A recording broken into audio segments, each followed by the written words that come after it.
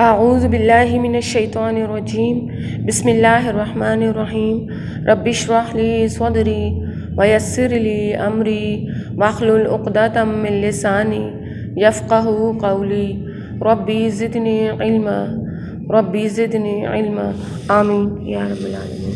السلام علیکم ورحمۃ اللہ وبرکاتہ۔ کیسے ہیں آپ سب؟ مجھے امید ہے کہ آپ مطمئن بھی ہوں گے اور خوش بھی ہوں گے، اور ساتھ ساتھ آپ کی پڑھائی بھی چل رہی ہے، الحمدللہ، اللہ کا شکر۔ آج میں آپ کے لیے بالکل نیا ٹاپک لے کر آئی ہوں۔ یہ ہمارا چیپٹر نمبر 5 ہے، یعنی باب نمبر 5 ہے۔ اس کا تعلق حدیث سے ہے۔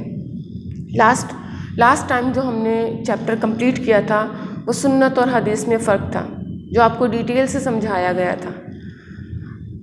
اس میں آپ کو میں نے ایک چیز بتائی تھی خاص طور پر، وہ ہے صحائح ستہ، احادیث کی کتب کا مجموعہ صحائح ستہ، جس میں صحیح بخاری، صحیح مسلم، جامع ترمذی، سنن ابی داؤد، سنن ابن ماجہ اور جامع ترمذی شامل ہے۔ یہ وہ احادیث کا مجموعہ ہے جو اوتھینٹک ہے۔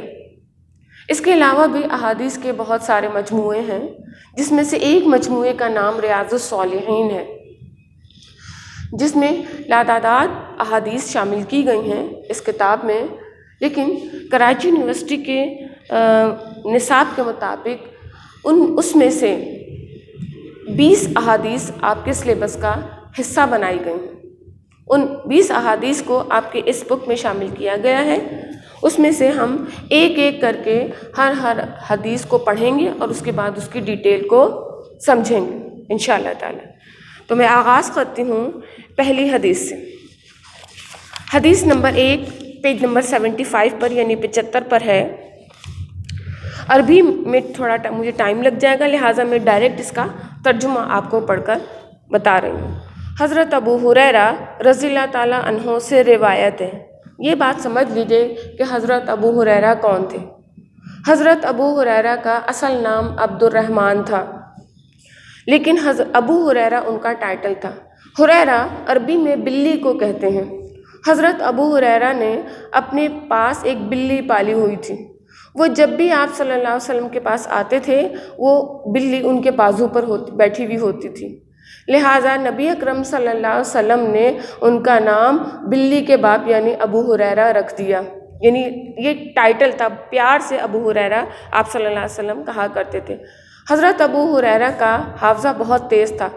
جو کچھ بھی نبی اکرم صلی اللہ علیہ وسلم سے سنتے تھے اس کو زبانی یاد کر لیا کرتے تھے اور ایز اٹ از اس کو بیان کیا کرتے تھے۔ یہ وہ صحابی تھے جو آپ صلی اللہ علیہ وسلم کے ساتھ سائے کی طرح رہتے تھے، اور حضرت ابو ہریرہ سے بہت ساری روایات، بہت ساری احادیث شامل ہیں۔ اس میں ایک حدیث یہ بھی ہے کہ حضرت ابو ہریرہ رضی اللہ تعالیٰ عنہ سے روایت ہے کہ رسول اکرم صلی اللہ علیہ وسلم نے فرمایا، انسان کے ہر جوڑ پر صدقہ واجب ہے۔ ہر دن جس دن سورج طلوع ہوتا ہے تمہارا 2 آدمیوں کے درمیان عدل و انصاف کے ساتھ فیصلہ کر دینا صدقہ ہے۔ تمہارا کسی شخص کی مدد کر دینا اور اس کی سواری اور باربرداری کے کام میں اس طرح کہ تو اس کو اس کے جانور پر سوار کر دے یا اس پر اس کا سامان لدوائے، یہ صدقہ ہے۔ اور اچھی بات کہہ دینا، یہ بھی صدقہ ہے۔ اور نماز کے لیے جانے میں اٹھایا جانے والا ہر قدم صدقہ ہے۔ اور عام راستے اور گزرگاہ سے کسی تکلیف دہ چیز کا ہٹا دینا بھی صدقہ ہے۔ اس حدیث میں نبی اکرم صلی اللہ علیہ وسلم نے صدقے کی اہمیت کو بیان کیا ہے۔ تو یہ صدقے کی اہمیت اس حدیث میں 5 نکات لے کر آئی ہے، اور اس 5 نکات پر ہم ایک ایک کر کے بات کریں گے۔ سب سے پہلے جو نبی اکرم صلی اللہ علیہ وسلم نے فرمایا وہ ہے 2 لوگوں کے درمیان، 2 آدمیوں کے درمیان، یا 2 خاندانوں کے درمیان، یا 2 گروپس کے درمیان عدل و انصاف کے ساتھ صلح کرا دینا، آپس میں ان کو جوڑ دینا، ان کو ملا دینا، ان کے دلوں کو ایک طرح سے محبت ان کے اندر پیدا کر دینا، بہترین صدقہ کہلاتا ہے۔ پھر دوسری چیز ہے کسی کی مدد کر دینا۔ مدد بہت سارے طریقوں سے ہوتی ہے۔ یہاں پر جو حدیث میں واضح کیا گیا وہ ہے اپنی سواری پر اس کا سامان کسی دوسرے شخص کا سامان رکھ لینا، یا اپنے پاس اس کا سامان رکھ لینا، یا اس کا سامان اٹھوا دینا۔ یا اپنی سیٹ دے دینا. اگر آپ پبلک ٹرانسپورٹ پر سفر کرتے ہیں، آپ بس میں بیٹھے ہیں اور کوئی بوڑھا شخص یا کوئی ایسا شخص جس کے پاس سامان زیادہ ہے وہ بس میں چڑھائے، تو آپ اپنی سیٹ اس کو دے دیں اور ان کو بٹھا دیں سیٹ پر. یہ بہترین صدقہ کہلائے گا. اگر کوئی سڑک پر کھڑا ہے، آپ اس کو سڑک پار کرا دیں، یہ بھی صدقہ ہے. یعنی کسی بھی لحاظ سے آپ مدد کر دیں. اگر اس کو قرض کی ضرورت ہے، پیسوں کی ضرورت ہے، فائنینشلی طور پر وہ کمزور ہے، تو آپ اس کی اس طرح سے مدد کر دیں. مدد کے بہت سارے راستے ہیں. جو راستہ بھی آپ کو نظر آ جاتا ہے، جو راستہ بھی آپ دیکھ لیتے ہیں، آپ اس کو ضائع نہ کریں، کیونکہ ذرے ذرے کی نیکیوں کا حساب اللہ تعالیٰ ہمیں دے گا انشاءاللہ تعالیٰ. پھر جو تیسرا پوائنٹ ہے وہ ہے اچھی بات کہہ دینا. اچھی بات سے کیا مراد ہے؟ اچھی اخلاق کا مظاہرہ کرنا. اگر کوئی آپ سے مشورہ مانگے تو آپ اس کو اچھا مشورہ دیں، کبھی کسی کو غلط مشورہ نہ دیں. اگر آپ سے کوئی راستہ پوچھے تو آپ اس کو درست راستہ بتائیے، اچھی بات کہیے، اچھے اخلاق سے پیش آئیے. اگر کسی کو کوئی بات سمجھانی ہے تو نرم لہجے میں سمجھائیے. جو بات آپ نرم لہجے سے سمجھا کر کسی کے دل میں جگہ بنا سکتے ہیں، وہ سخت لہجے میں آپ نہیں بنا سکتے. سخت لہجہ انسان کو انسان سے دور کر دیتا ہے، جبکہ نرم لہجہ انسان کو انسان سے قریب کر دیتا ہے. اور نرم لہجہ بہترین اخلاق کہلاتے. اخلاق حسنہ، نبی اکرم صلی اللہ علیہ وسلم نے فرمایا حسن اخلاق میزان عمل کا سب سے بھاری عمل ہے، اور جس کا حسن اخلاق اچھا ہوگا وہ نبی اکرم صلی اللہ علیہ وسلم کے ساتھ ہوگا. پھر جو چوتھا ہمارے پاس پوائنٹ ہے وہ ہے نماز کے لیے اٹھایا جانے والا قدم. جو شخص نماز کے لیے کھڑا ہوتا ہے، ایک قدم اٹھاتا ہے، ایک قدم اٹھانے پر اس کو 10 نیکیوں کا ثواب ملتا ہے اور اس کے 10 برائیوں کو مٹا دیا جاتا ہے. ایون آپ دیکھیں جتنے قدم وہ اٹھا کر نماز کے لیے جائے گا اس پر اس کو اجر ملے گا، نیکیاں ملیں گی. وضو کے لیے آپ کھڑے ہوئے، جتنے قدم آپ اٹھا کر وضو کرنے کے لیے گئے اس کا بھی آپ کو اجر ملے گا. آپ نے نل کھولا، اس نل پر جو آپ کے فنگر پرنٹس کی اسٹیمپ لگ گئی وہ آپ کو تو نظر نہیں آئی، لیکن اللہ نے اس کو محفوظ کر لیا. جتنے قدم چل کر آپ جائے نماز کی طرف آئے اتنے قدم پر اجر لکھا گیا. یہ اجر و ثواب اللہ تعالیٰ نے آخرت کے لیے تیار کر رکھا ہے ہمارے لیے.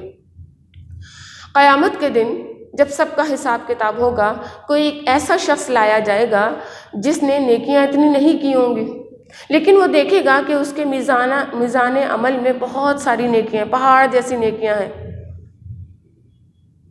وہ حیران ہوگا، اللہ تعالیٰ سے پوچھے گا کہ اللہ میں نے اتنی نیکیاں نہیں کی تھی، یہ کہاں سے آئی نیکیاں؟ تو اللہ تعالیٰ فرمائے گا جب وہ نیکیاں ہیں جب تم نماز کے لیے جاتے تھے تو فرشتے تمہارے قدموں کے نیچے سے جو مٹی چن لیتے تھے وہ تمہاری آج نیکیاں بن کے تمہیں جنت میں لے جانے کا ذریعہ بن گئے. دیکھیں کتنی اہمیت. نہیں پاؤں کا صدقہ، یہاں پر پاؤں کا صدقہ، ہاتھوں کا صدقہ کیا ہے؟ مدد کر دینا، اچھی بات. زبان کا صدقہ اچھی بات کہہ دینا اور صلح کرا دینا، یہ جسم کے اعضاء کا صدقہ ہے. پھر راستے سے کسی تکلیف دہ چیز کو ہٹا دینا. جب ہم راستے سے گزر رہے ہوتے ہیں، سیڑھیوں پر چڑھ رہے ہوتے ہیں یا اتر رہے ہوتے ہیں یا سڑک پر چل رہے ہوتے ہیں تو عموماً ایسا ہوتا ہے کہ کوئی نہ کوئی چیز راستے میں پڑی ہوتی ہے. کوئی کانٹا ہے، کوئی پتھر ہے، کوئی ریپر پڑا ہوا ہے. تو آپ دیکھیں یہ اتنی تکلیف دہ چیز ہوتی ہے. اگر کسی ریپر پر پاؤں رکھا جائے تو انسان کا پاؤں پھسل سکتا ہے اور وہ گر سکتا ہے، اس کی ہڈیاں ٹوٹ سکتی ہیں. تو کسی مسلمان بھائی کو تکلیف سے بچانے کے لیے اس چیز کو راستے سے ہٹا دینا یہ بھی صدقہ ہے. اور صدقہ تو دراصل شکر کی ایک کیفیت کا نام ہے. جب اللہ تعالیٰ نے ہمیں اتنی ساری نعمتیں دی ہیں تو ہمارا یہ فرض بنتا ہے کہ ہم اس کا شکر ادا کریں. اور وہ شکر کس صورت میں ادا ہوگا؟ کہ ہم صدقہ کریں، اپنی زبان سے، اپنے ہاتھ سے، اپنے مال سے. ہم نے دراصل مال ہی سے صدقے کو سمجھا ہے. اللہ تعالیٰ نے تو ہمارے ہر جوڑ پر صدقہ رکھا ہے. سائنسی تحقیق کے مطابق انسانی جسم کے 360 جوڑ ہیں اور ہر جوڑ پر صدقہ واجب ہے. تو اگر ہم یہ اچھے عمل کریں گے اور نبی اکرم صلی اللہ علیہ وسلم کی بتائی ہوئی تعلیمات پر عمل کریں گے تو ہم اس صدقے سے فائدہ اٹھا سکتے ہیں. اور صدقہ جہنم کی آگ کو ٹھنڈا کرتا ہے. جو شخص بھی صدقہ کرتا ہے دراصل وہ شکر ادا کرتا ہے، اور جو شکر ادا کرتا ہے اللہ تعالیٰ نے اس شخص کے بارے میں فرمایا لَإِن شَكَرْتُمْ لَأَزِيدَنَّكُمْ، اگر تم شکر ادا کرو گے تو اللہ تعالیٰ تمہیں اور زیادہ دے گا. یہ شکر بہت بڑی نعمت ہے. آپ دیکھیں، آپ آزمائیں اس چیز کو، اللہ کا شکر ادا کریں تو انشاءاللہ تعالیٰ آپ کی نیکیوں میں اضافہ ہوتا رہے گا. ایک اور چیز جو صدقے کا سبب بنتی ہے، جو ہمارے جوڑوں کا صدقہ ہے، وہ ہے اشراق کی نماز. ایک سائنسی تحقیق کے مطابق جب سورج صبح کے وقت جب سورج طلوع ہوتا ہے تو زمین کی فورس آف گریوٹی بہت پاورفل ہو جاتی ہے، اور اس وقت اللہ تعالیٰ نے ہمارے لیے نفل نماز رکھی ہے، وہ ہے اشراق کی نماز، جو نبی اکرم صلی اللہ علیہ وسلم کثرت سے پڑھا کرتے تھے.